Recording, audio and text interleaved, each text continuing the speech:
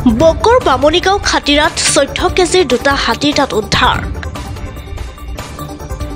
নিশা অবৈধভাৱে হাতীৰ দাঁত সৰবৰাহ কৰা সময়ত DRIৰ অভিযান। এই অভিযানত চোৰাং হাতীৰ দাঁত সৰবৰাহকাৰী দুজনক গ্ৰেপ্তাৰ কৰে। গ্ৰেপ্তাৰ হোৱা ব্যক্তি দুজনৰ নাম ছয়গাঁও বৰবাক্ৰাৰ সুৰেন ৰাভা আৰু বক চক্ৰপাণীৰ শংকৰ বড়ো বুলি জানিব পৰা গৈছে। গোপন সূত্ৰৰ ভিত্তিত চলে এই অভিযান। জানিব পৰা মতে প্ৰতি কেজিত 27,000 টকাকৈ নিৰ্ধাৰণ কৰি সৰবৰাহ কৰিছিল হাতীৰ দাঁতখিনি।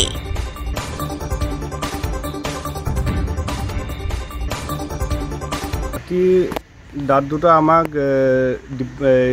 DRI গুৱাহাটীয়ে চিজ কৰি কিনে আমাক হেণ্ড অভাৰ কৰিছে খাটিৰা নামৰ এটা জেগাত। তেওঁলোকে নিজৰ হাতী বুলি ক্লেইম কৰিছে, এইটো ফাৰ্ডাৰ ইনভেষ্টিগেশ্যনত গম পোৱা যাব। আৰু আমি প্ৰাথমিক অনুসন্ধান আৰম্ভ কৰি চাইছোঁ। দাঁত দুটা 14 কিলো ওজন, দুটা মিলি। আৰু তেওঁলোকক এতিয়া আমি আইনগত ব্যৱস্থা হিচাপে মানুহ যিজনৰ পোৱা গৈছে তেওঁ বৰবাক্ৰাৰ হয় বাসিন্দা, আৰু এজন হ'ল চক্ৰপাণীৰ, যি দুজন আটক কৰা হৈছে। আৰু আমি তেওঁলোকক কোৰ্টত আজি লৈ যাম। অবৈধভাৱে বিক্ৰী কৰাৰ মানে ইলিগেল ট্ৰেড অফ ৱাইল্ড লাইফটোতো ইলিগেলে হয় মানে বস্তুটো। সেইটো বেচিছত মানে আমি তেওঁলোকৰ ওপৰত আইনগত ব্যৱস্থা বিহিত ব্যৱস্থা বামুণীগাঁও ৰেঞ্জৰ ফালৰ পৰা।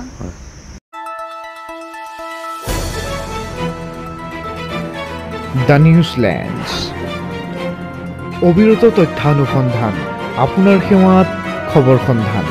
দ্য নিউজলেণ্ড।